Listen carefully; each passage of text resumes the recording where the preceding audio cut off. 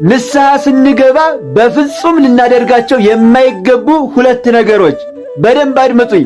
ሼር ኮፒ ሊንክ እያደረጋችሁ ለሁሉም አዳርሱልኝ። በነገራችን ላይ እናንተ ሼር ኮፒ ሊንክ ስላደረጋችሁ ስንት ሰው ንስሐ እንደገባ በዚህ ሰሞን እኔ በውስጥ መስመር ስለሚያወሩኝ ነው። የእውነቴን ነው የምላችሁ። እናም ሼር ኮፒ ሊንክ ስላደረጋችሁ ዋጋ አላችሁ ከፈጣሪ ዘንድ። ስለዚህ አድርጉ፣ ላይክ አድርጉ፣ ቤቱን ደግሞ ፎሎ ማድረግ አትርሱ።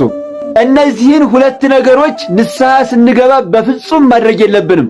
አንደኛ ጥቃቅኗን ተናግረን ትልልቁን ኃጢአት ግን መደበቅ።